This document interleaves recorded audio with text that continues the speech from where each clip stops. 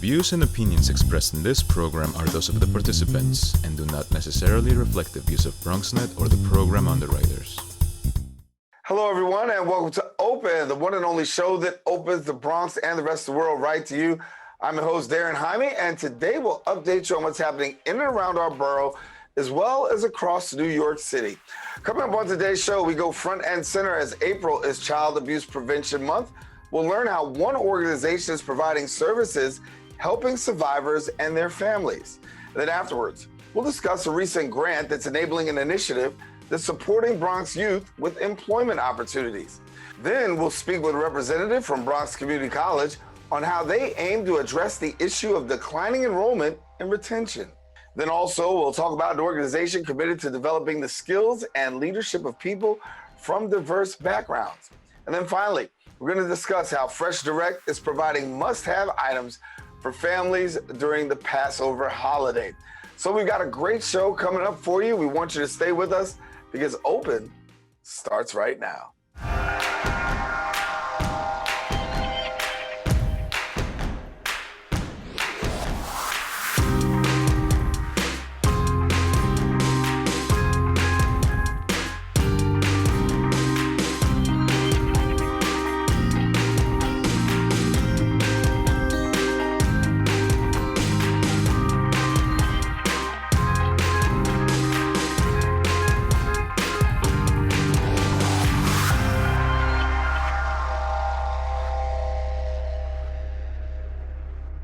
And hello, everyone, and welcome to Open. I am Daren, Jaime, and yes, you are watching the show that brings the Bronx and New York straight to you.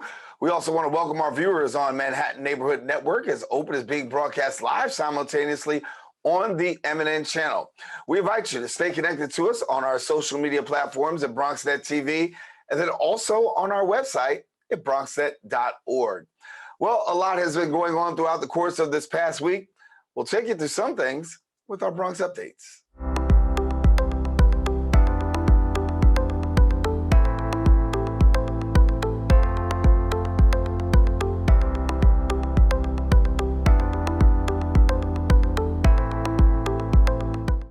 We start off with COVID-19 news. A federal judge has handed down a ruling putting an end to the mask mandates on airlines as well as other forms of transportation. The judge found that the CDC had overstepped its authority in issuing the original health order on which the TSA directive was actually based. Now, the ruling gives entities room to keep their mask rules in place, and masks are still being required on all MTA buses and trains, PATH trains, and taxis within the 5 boroughs. The Port Authority of New York and New Jersey officials announced they followed the state's guidance, which means LaGuardia and JFK airports, in addition to several other hubs, will continue to require masks. Now, the Biden administration stated it will only appeal the mask mandate ruling if the CDC believe that it's still needed. And in other news, Grassroots Action New York held a rally to fight for equality in healthcare for all New Yorkers. Our BronxNet reporter, Carrie Moody, brings us the story right now. What do we want? Healthcare. When do we want it? Now. This was the ongoing chant in front of Lincoln Hospital as bike riders rallied all for the same cause. We're here to promote the passage of the New York Health Act. It's important that we get bills like this up for a vote during a midterm elections so we know who our friends are and who are not our friends. And people who don't believe that healthcare is a human right don't need to be legislators or leading our state or trying to lead our state. It doesn't make any sense to me that if you ask somebody who's running for office if they believe that healthcare is a human right and they say no, it just doesn't compute. The purpose of this rally is to fight for all citizens of New York City to have equality when it comes to health insurance. We need to make it equal. Everybody has the same insurance.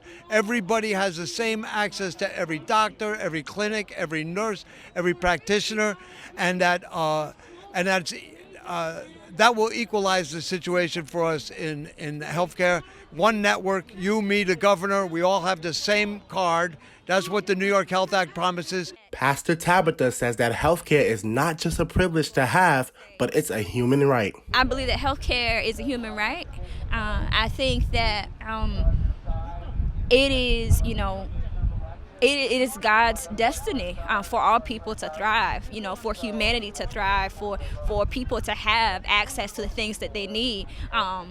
Things like healthcare, housing, food, these things are fundamental human rights, and they are rights that are endowed to us by our Creator. Bronx teenagers Alex and Ajay are fighting for a change for their future, community, and generation. As a student, I see how it affects us and I'm affected by it, so I want to make a change in that. There's this coalition, Northwest Bronx Community Clergy Coalition. Sisters and Brothers United is a part of that. We've been focusing more on the decriminalization of black and brown youth, which starts with getting rid of metal detectors and cops, but it also means giving us access to mental health professionals, also if a trans individual needs to transition, giving them the resources they need. To join the battle for the New York Health Act, you can visit their Instagram page at Northwest Bronx or look up hashtag PassNYHealth. For BronxNet, this is Kyrie Moody. And thank you, Carrie. That is all the time we have for our Bronx updates, but if you want you to stay with us, we got a full show up ahead. Open continues right after this.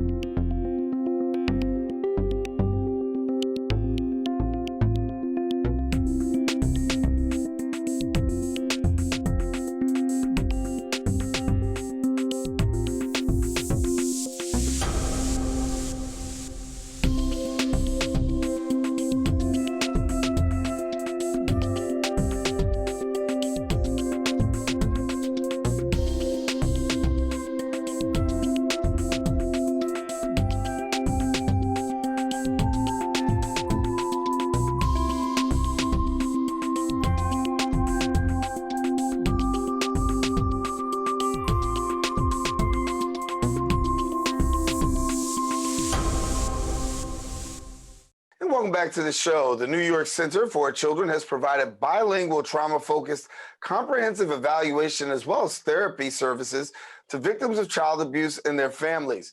Now, the organization also provides tutoring, mentoring, and extracurricular events in New York City. And joining us now and sharing more details, we're pleased to have the executive director of the New York Center for Children, Christine Crowther. And Christine, thank you so much for being with us. Thank you for having me. Thank you, Daren. Well, I do know that this month is also Child Abuse Prevention Month, and so bringing some awareness. And when it comes to the issue of child abuse, how prevalent is it? It is very prevalent, unfortunately. I think people are surprised when they hear the statistics. The estimates can vary, but a pretty conservative estimate is 1 in 5 children will have experienced childhood trauma and abuse by the time they're 18. In New York City, it's over 50,000 every year that have been reported for abuse. And in the country, it's over 3 million a year that are reported for abuse. And people often have the theory, and which we believe in, is that there are many more cases of abuse than are reported. So it's estimated that 2 or 3 times as many cases of abuse than are reported. So the numbers are astronomical, and we are here to help children heal and to help bring awareness to abuse, and also to help try to prevent abuse as much as possible.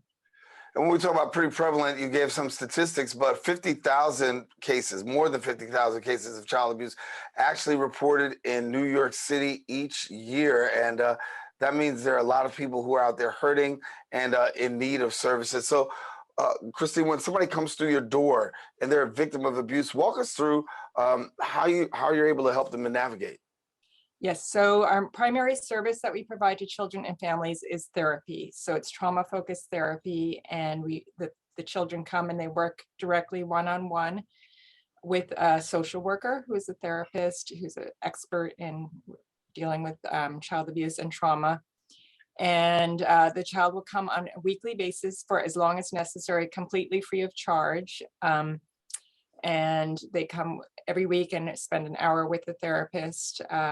And then the average length of therapy is about 1.5 years. And over the course of therapy, they work on the trauma symptoms. The child helps, share what happened to them with the therapist. And through that process, healing occurs. And, we will stay with the child as long as needed. If it's 2 or 3 years that they need therapy, we will, provide it as long as necessary, because we really believe in the long-term benefit of helping children heal through our service. And when we talk about the victim themselves, we think many times unknowingly that when we talk about victims of child abuse, there's always this mental mindset, and a lot of times that it's somebody on the outside. Right. But the reality is that's not so. Yes, in most cases, the abuser is someone the child knows and trusts. And especially when it comes to sexual abuse, it's almost always also physical abuse and emotional abuse. And neglect is almost always a parental figure. So unfortunately, it's, we hear so many stories of parents, uncles, grandparents, cousins, caretakers that are the ones that are abusing the children. Yeah. And I shared earlier about 50,000 people or cases, I should say, when it comes to child abuse and neglect reported annually in New York City. I want to highlight the fact that we're talking about reported cases of abuse, but the fact is there's so many other people who don't come and report. How hard is it for somebody to really come through your doors and admit this embarrassing, horrific, traumatic event has actually occurred in their lives? Well, I mean, I think the stigma of abuse is declining since I've been here, which is a good thing, so that people and the awareness of the importance of mental health is also increasing. So I think those are two good things, that people do realize that if something, traumatic has happened, that the family needs help. And we do work with the family, not just the child, the non-offending family members. We, provide support. So I think once they arrive at our door and they see our center, which is very child friendly, and they meet our therapists who are very, nurturing and experts in their field, I feel that, there is no problem once they get here. I think maybe before they get here, maybe the problem, but once they've, recognized that they need help or their child needs help, then it's, a very positive experience. You talk about reporting, right? There's the reporting of the actual abuse, and then there's the actual part where people come through their doors to your doors to be able to receive assistance. Are most people that reporting finding their way through doors to get help?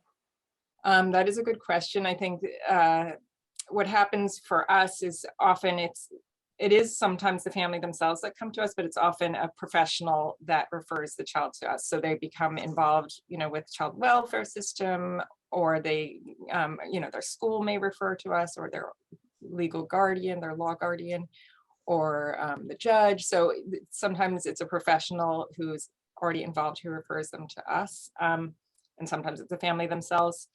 I think, to your point, that I have seen statistics where I think this is country, nationwide, where like half of the children who need services are not getting services. I don't know what the percentage is in New York City. It may be better that there are more services available in New York City, and more awareness and more coordination. But I'm not 100% sure. I'm sure that there are many families that need help that are not getting help, but we're here, and there are many other organizations and there's many others who are trying to help these children and families, and we work in partnership with them.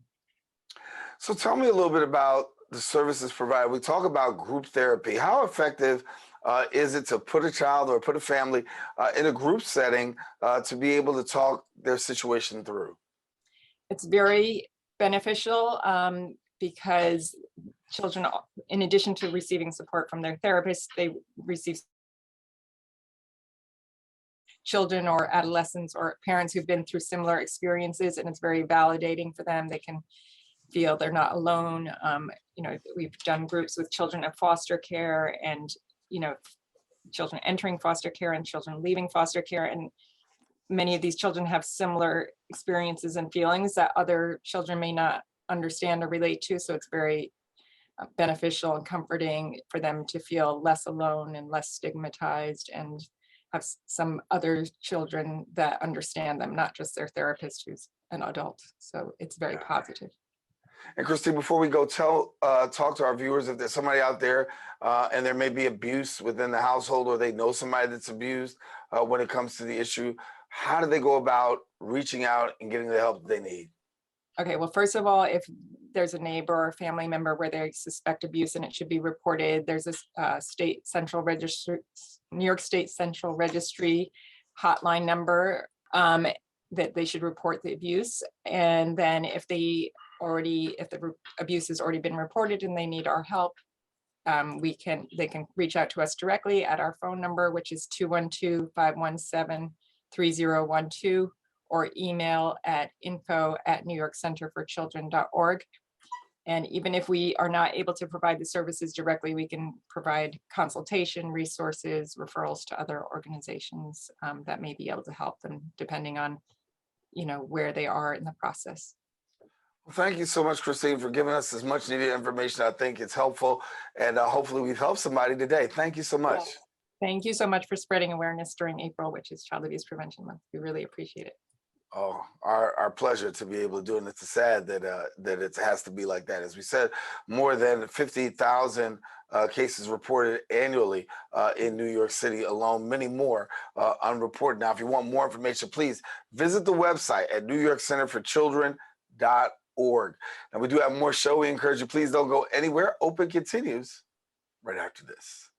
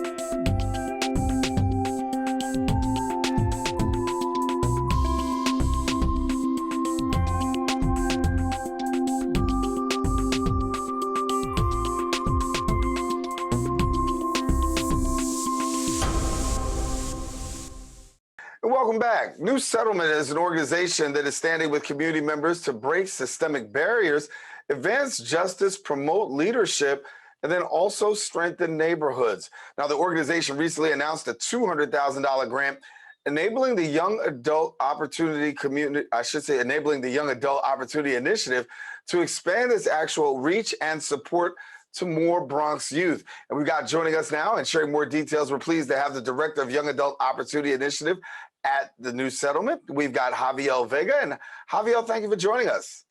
Good morning. Thank you. I appreciate being here.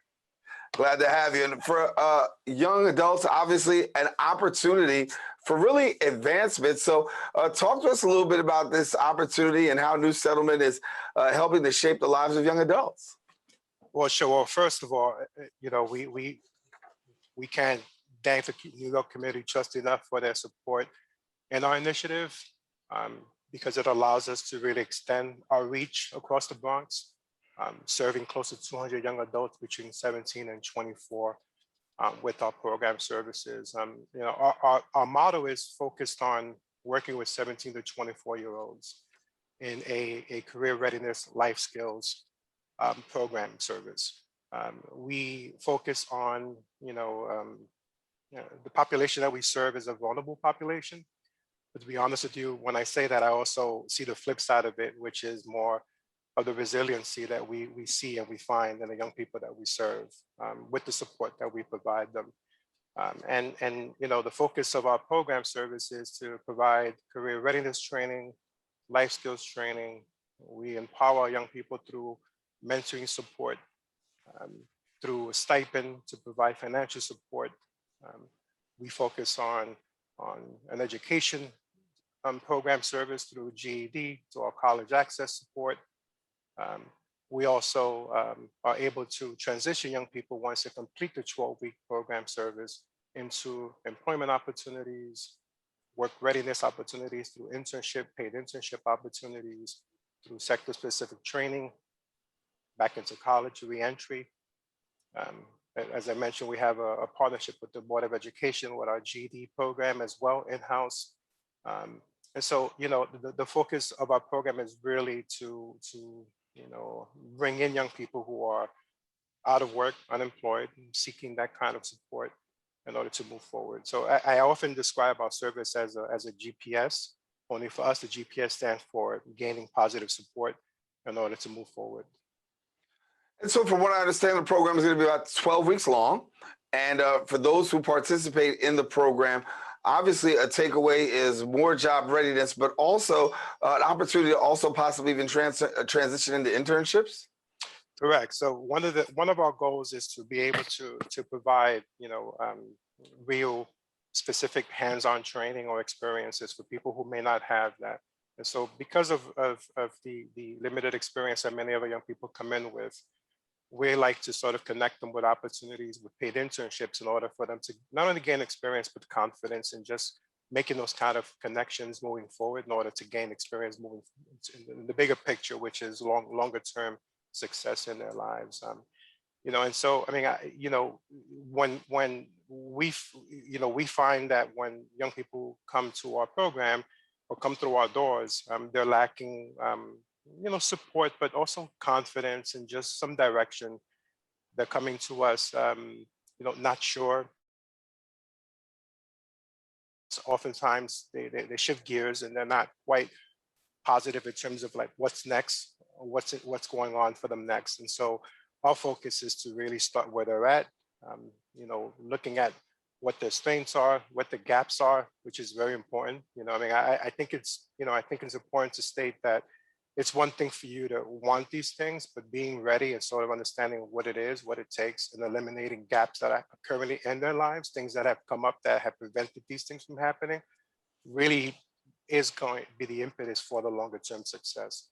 So at the heart of what we do and who we are, it's about that. It's really meeting them where they're at, addressing those things and providing them the kind of care and consistency in order for those outcomes to really be measurable and for you to really see the longer term success, which we've seen. We've been here for 17 years. So I speak to that we've seen over time the impact. And so the support that we're getting from New York Community Trust is only really enhancing and providing that moving forward. How much of a deficit do you feel it is for some young people who are walking through your doors right now, given the fact that we're coming out of COVID and we're still navigating this? But for 2 years, a lot of people were unemployed. Some people were underemployed. How much of a deficit do you see when people come in and need the skills?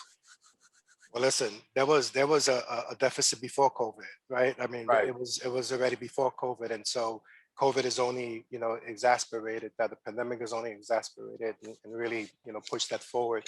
And so, yeah, I mean, they're coming in, really needing even more support and more skills, right? And more sort of direction in terms of especially around the sector areas, it's enhancing their skills and needing more enhanced training and opportunities for them to be able to have the same options moving forward, right? And so we listen. I mean, I'll share one thing. I mean, this is not a conventional YY student, but I'll say this: we had one student who joined our program in the fall, who actually had a college degree. I mean, 22-year-old, a college degree, but did not know what to do. Like they had no option, and didn't know what to do with it. Was literally staring at the piece of paper like, now what? And went through our experience of the 12 weeks, and we were able to, from here connect her to a sector-specific training opportunity that now she's in, and now she's actually working in a hospital and is sort of fulfilling what she wanted to do in her career path, right? And so she's a good example of someone that with a college degree was still finding herself running up the hill, right, so to speak. And so when you take that and you magnify it with the young adults that traditionally join our program who have not finished school or sort of don't have any, they're not even close to that level of education, you sort of understand, what's going on, for them.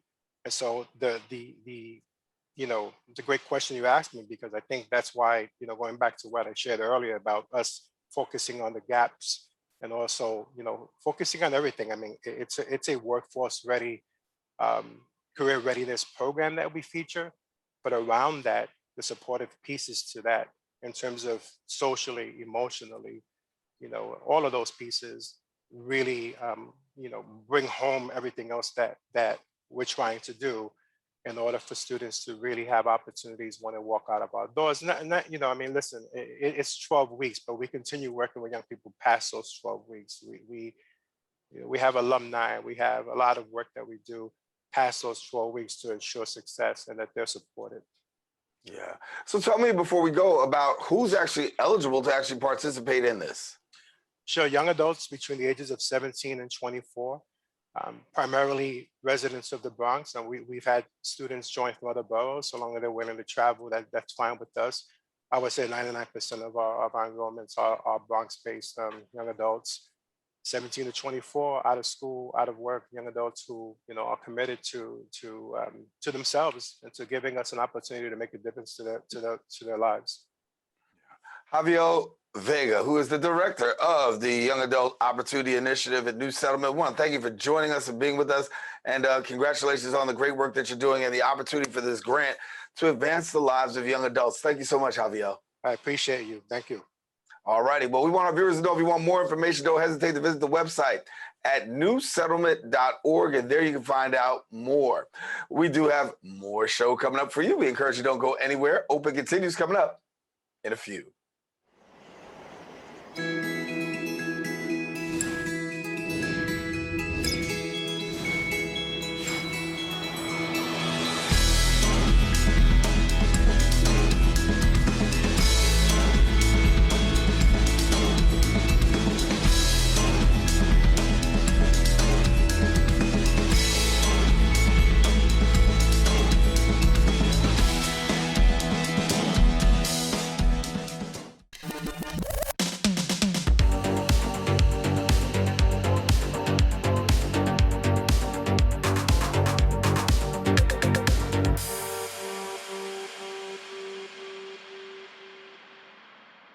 And we welcome you back to the show. Our next guest has recently been appointed to a new position at Bronx Community College, who can address the issues of declining enrollment and retention and the negative impact that it has on the college's budget.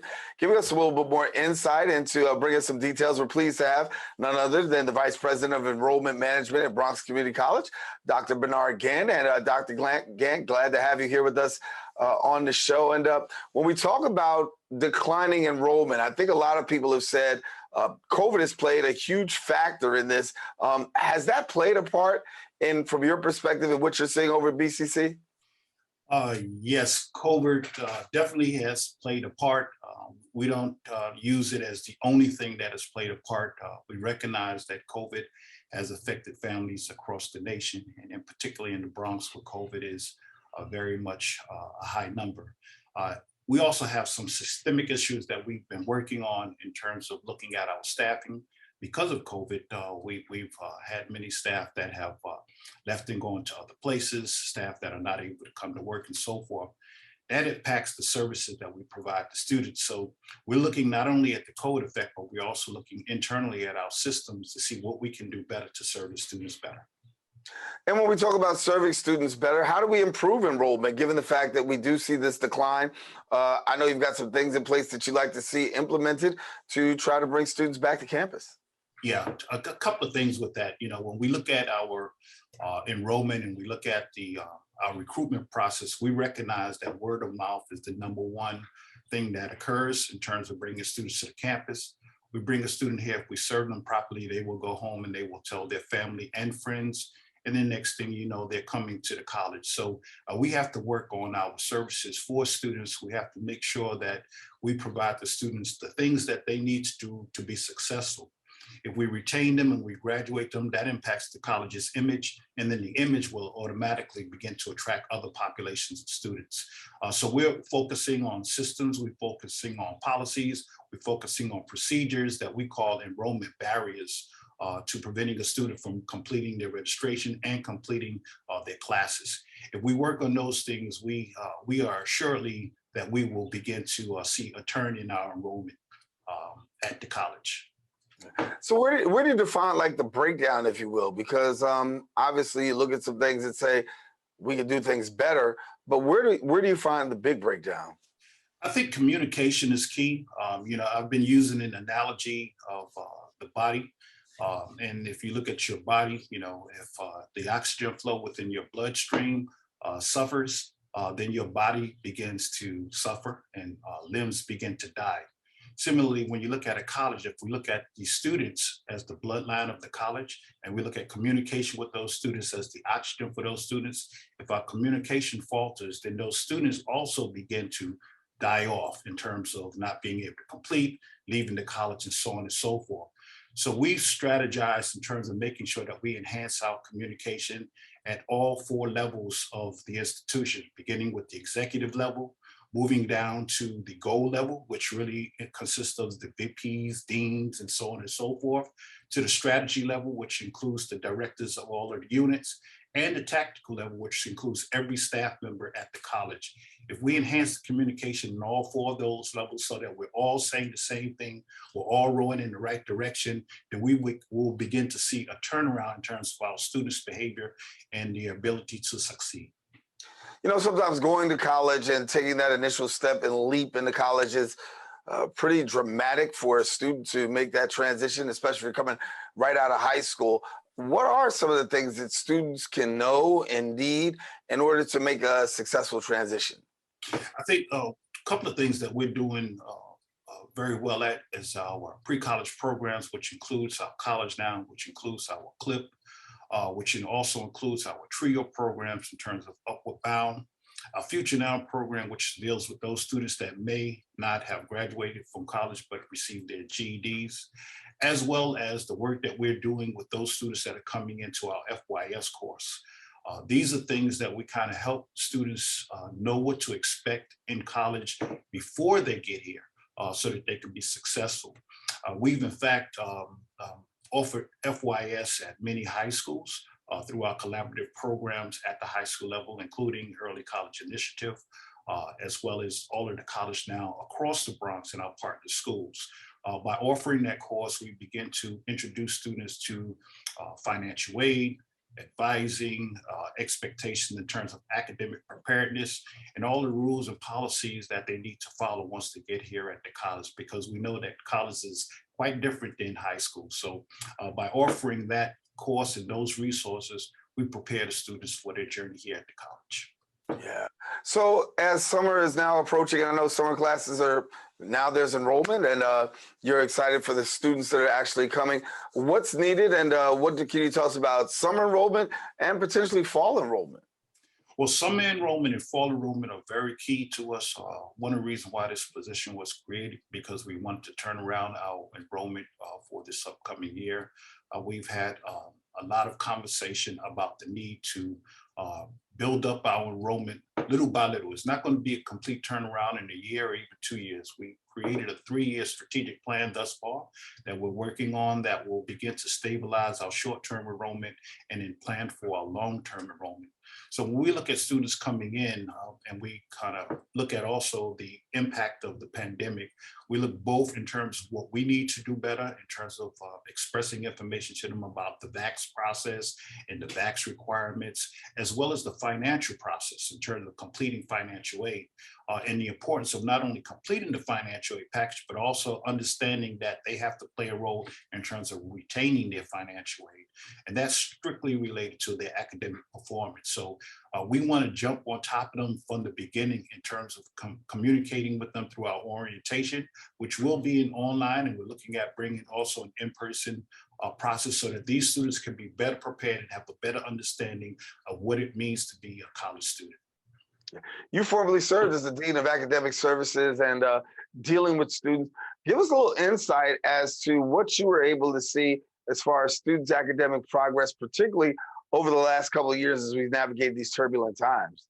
Yeah, I think over the last couple of years, again, COVID has played a role, but also our transition back and forth from online to in person.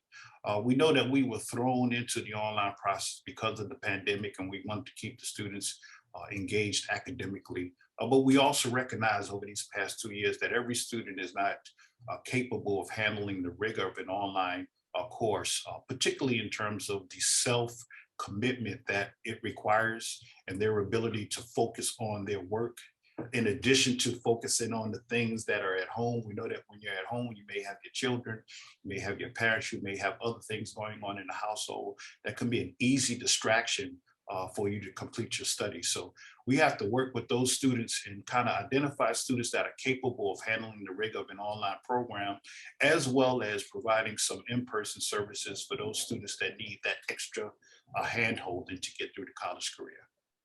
And what is the makeup of your student population? Where are they predominantly coming from? Are we seeing mostly people from the borough of the Bronx or the 5 boroughs? Yeah, mostly the Bronx. About 75% of our students are coming from the Bronx, and about 36% of them are Black, non-Hispanic. And then we have some Asian Pacific Islanders, about 4%, and then white and others about 3%. So that makes up the predominant market of our population. We are doing some things from a recruitment point of view to identify new markets through the use of this new tool that CUNY has provided called the College App, as well as beginning to engage the community. You know, the middle word in Bronx Community College is community. So our goal is to re-engage the community, inviting them to the campus so they can see what a gym that we have here in the Bronx, and hopefully identify new population of students that can come and fill out programs like ASAP and College Discovery and Outpace, our regular program. We want to be here to serve any student that comes through the doors, regardless of their academic preparedness. And that requires a lot on the college's part. So we're beginning to do the legwork that we need to do to be able to do that in a much better way. Yeah. So finally, before we go, I want to give people the opportunity, if you are a student and thinking about attending Bronx Community College, what would be your advice to give to these prospective students?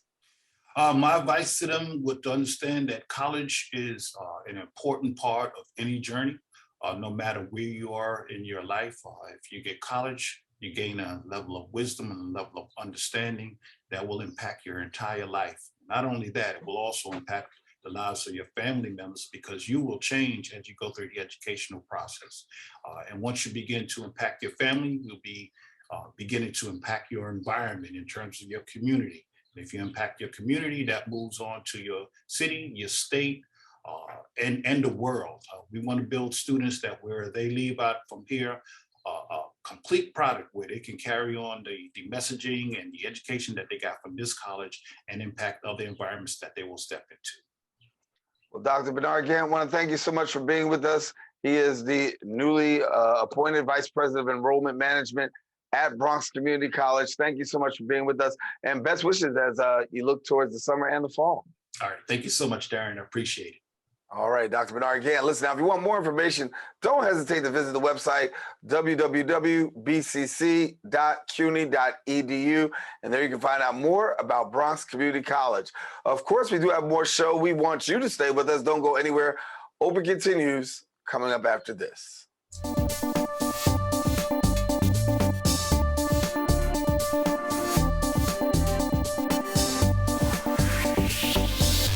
We built a media network for you. BronxNet TV.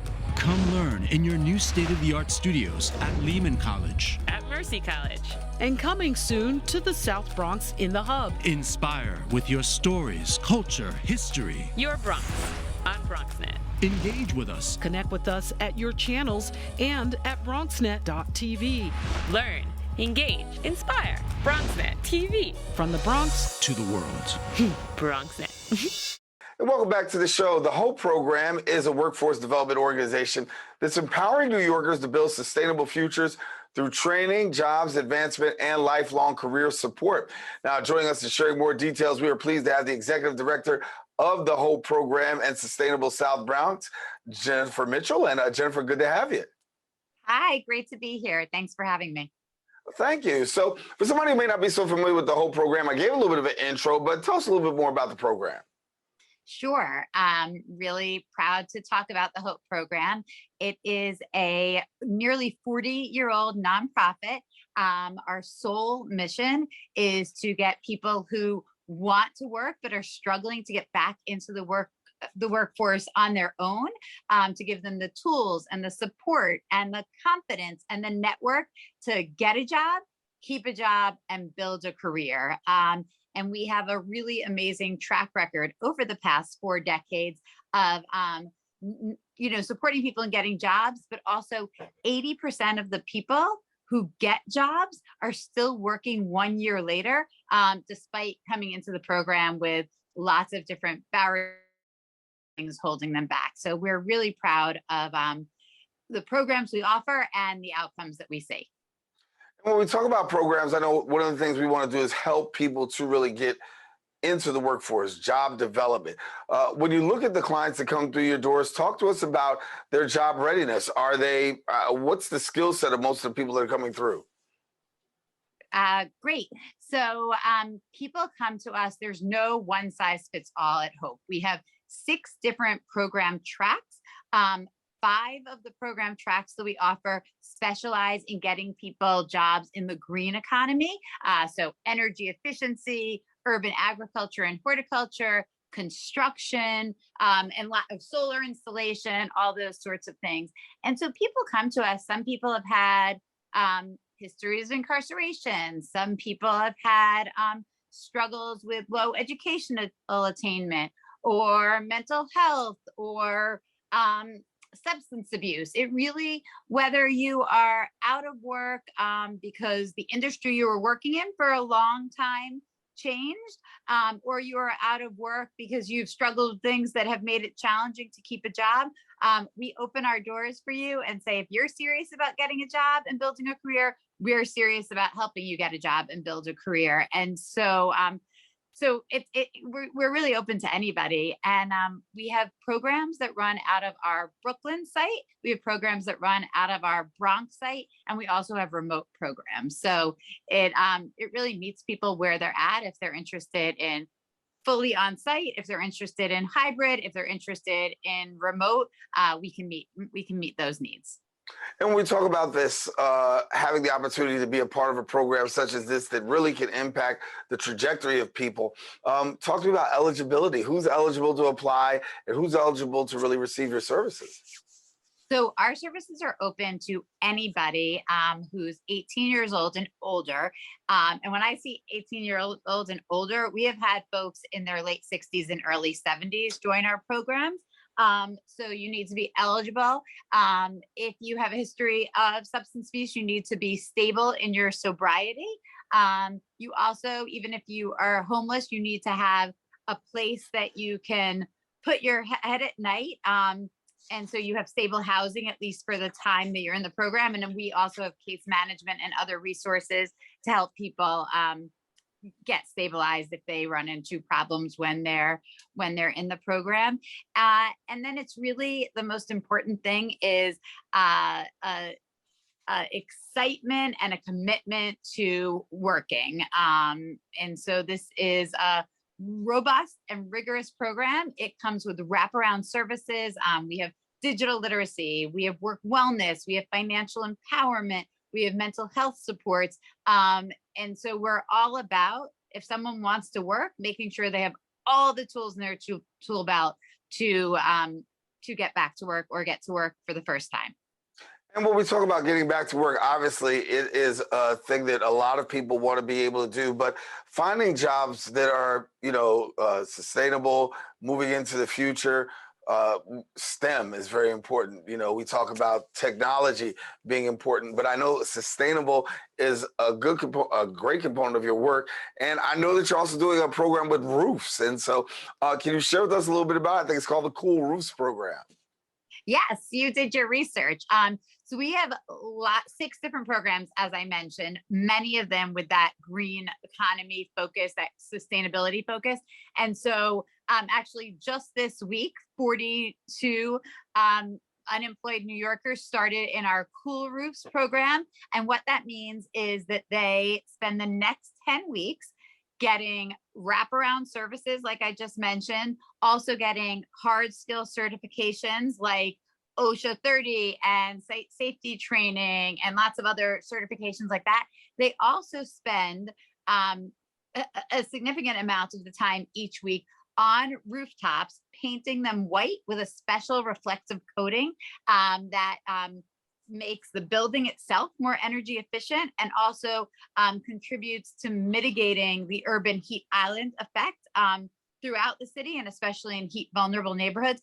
And it's a transitional employment program. So folks are being paid $15 an hour, 30 hours a week for 10 weeks while they do this work, gain those skills, get those wraparound supports, and then ultimately we work with them to secure full-time permanent employment elsewhere.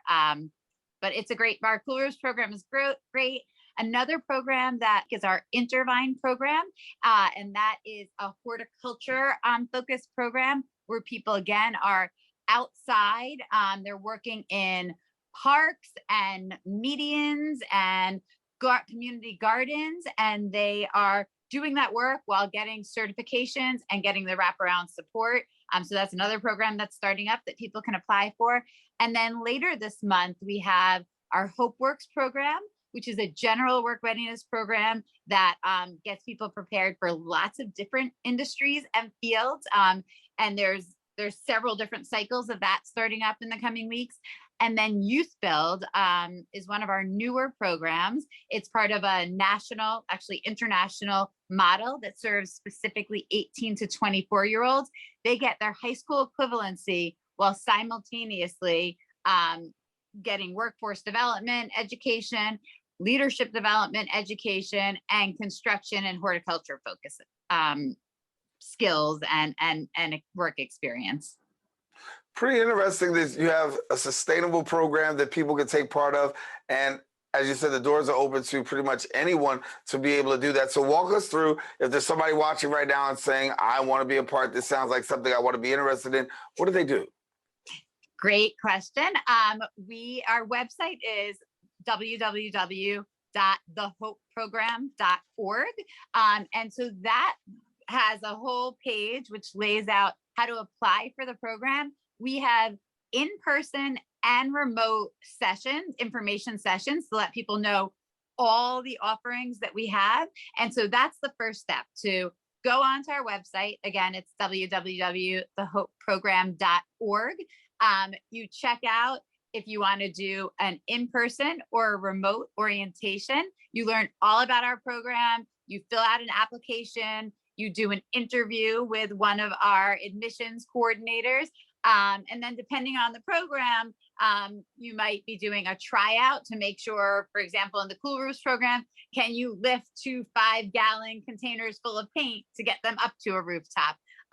For our horticultural program, there's a tryout where you do team bonding and team building and lots of things like that. So different steps to apply for each program, but we really welcome with open arms folks who are serious about getting a job and keeping a job and building a sustainable career.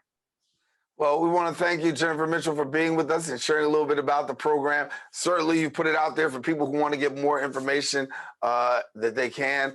And hopefully, as the summer comes around, people will take advantage of some great opportunities to get ahead. So thank you so much, Jennifer Mitchell, who is the program, I should say, the executive director of the Hope Program and Sustainable South Bronx. Thank you for being with us. It was great to be here today. I really hope that this reaches people who are interested in building sustainable careers because we're really proud of our outcomes. And we know that if somebody comes through our doors, they will find a warm, compassionate, professional, and productive environment. All righty. Well, Jennifer, thank you so much for being with us. And I want to let you know that if you want more information, don't hesitate to visit the website at thehopeprogram.org. We want you to stay with us. We do have more open coming up. We're just going to take a break and be right back.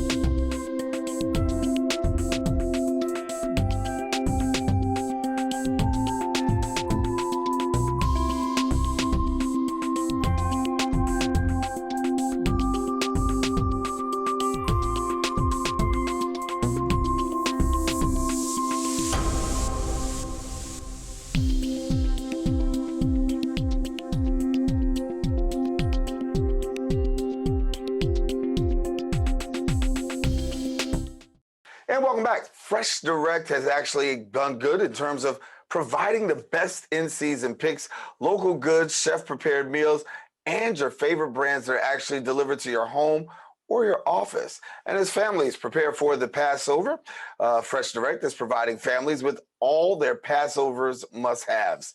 And so we got joining us to share more details, the Senior Category Manager of Packaged Prepared Foods, Bakery, and Deli at FreshDirect, Susan Schreiber. And Susan, glad to have you. Thank you so much, Daren. It's a pleasure to be here. That's a lot in a title there. Manager of Packaged Prepared Foods, Bakery, Deli. That means you're doing it all, huh? I have the best job at FreshDirect, I have to say. Yes, yes. Well, talk to me about this, because here we are preparing for Passover, and a lot of our viewers are preparing for Passover, and it's a very sacred time, and it's also a time when food is of necessity. And for FreshDirect, as we said, you guys are really catering to those who are celebrating this Passover. Yeah, so we actually developed our Passover meals probably over 18 years ago. We saw that there was a need in the market. Lots of our customers, obviously, all of our customers love food, but a lot of people really don't know how to cook a brisket or sear off a rib roast or a leg of lamb. So we have everything at the ready for our customers, a very large assortment of meals. Our meals include matzo ball soup. You get a selection of some vegetable side dishes and some starch side dishes. And then the serving sizes, if you're a small group, we have meals that range from 4 to 6. Our meals go all the way up to 10 to 12 people. And then everything that we offer is available a la carte as well. So if you want a brisket, but you want to cook your own matzo ball soup, you could just order the brisket, and it's literally like beautifully prepared for you, ready to pop into your oven, and just easy to reheat. So we have a loyal following that's been reordering year over year over year, forward to our holiday meals. Yeah, well, you have some must-haves, and what would you consider to be some of the must-haves that a person ought to have at home?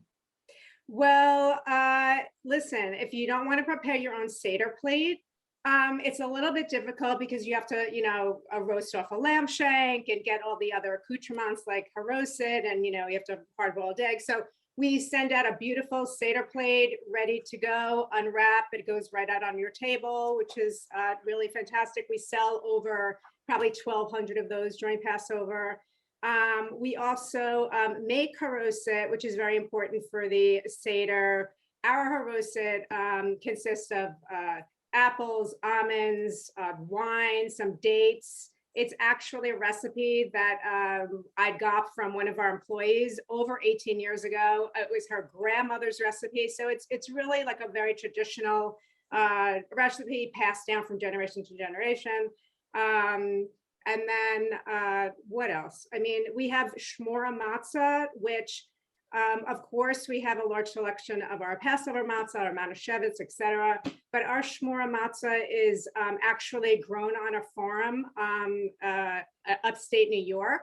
It's called Yiddish Farms Matzah. They have a teaching facility at the farm, and it's organic. So it's really a special matzah. They monitor the grains from the ground until it gets prepared into the matzah. So that's really special. And we have some fantastic kosher wines as well that range from $13 a bottle to $40 a bottle. So we really have everything for your shopping needs at FreshDirect. So what's it been like for you seeing the progression through the years? Are you finding more and more people are going to prepared meals and calling you guys as opposed to doing the traditional at home? Well, we're still in the Passover season. We really saw a gigantic incremental growth this year. Obviously, we're coming out of COVID. A lot more people are, celebrating in larger groups. So we sold actually more meals than we have in the past 2 years this year. Brisket being the number one, followed by, rack of lamb. We also offer a beautiful roasted salmon dish. So it's a great way to have fresh, delicious, homemade meals for your customers without doing 100% of the work. So how busy does it get for you during this time of year? Very busy. Some of the other fun things that we sell are our homemade macaroons, which I think are some of the best macaroons in the city. Just to give you an idea, our bakery staff scoops over 30,000 macaroons for our macaroons that we send out. We also make delicious chocolate covered matzah. It's drizzled with dark chocolate and caramel, which is a gigantic fan favorite. And then our matzo ball soup. I mean, some people just really don't want to take the time to make matzo ball soup. It takes a certain technique to make matzo ball soup. If you don't make it properly, your matzo balls can be very dense and not fluffy and delicious. And our soup is really fantastic and just easy to reheat, put it out on your table for your guests, and there you go. Yeah, amazing. So for people who want to get connected, people who want to be a part of knowing about how to get these kosher meals to their door, how do they go about doing that? I just wanted to clarify, we have they're kosher style meals. They're not actually kosher meals because we don't have a kosher kitchen. Okay. And for those customers that want to prepare their own kosher, we have an amazing meat department that has, grass-fed beef, locally sourced a lamb for them, so they can prepare their own kosher meats at home. But for new customers, they would just have to go on, create an account. We have an amazing, we call it our Passover landing page, which everything you could possibly need for Passover, including snacks and matzah and horseradish and wines and, our meats and our meals, and everything is just all in one place for you to make it easy. Well, Susan, I want to thank you so much for being with us. Susan Schreiber, who's the Senior Category Manager of Packaged Prepared Foods, Bakery, and Deli at FreshDirect. Susan, thank you so much, and thank you for educating our viewers. Thank you so much, Daren. Have a great day. All righty. Now, if you want more information, don't hesitate to visit the website at freshdirect.com. Well, we've come to the end of our show today. I want to thank all of our guests for joining us, and most of all, you, the viewer, for tuning in. Now, if you missed any part of the show, you can catch the recablecast on Bronx Net's Channel 67, or what you can do is visit us on Verizon Files, Channel 2133, or anytime on the web at bronxnet.org. Now, if you want a brand new episode, we encourage you to join us on Friday, and I guess Friday we'll have Rena Valentine, our host, who gives you the best in arts and entertainment. You can see Rena as well. And then we also want to give a special shout out to those who've been watching on Manhattan Neighborhood Network, as Open is being broadcast live simultaneously on the MNN channel. I'm Daren Jaime, and we want to thank you for watching this edition of Open. Until next time we meet, stay safe, but most of all, keep this channel wide open.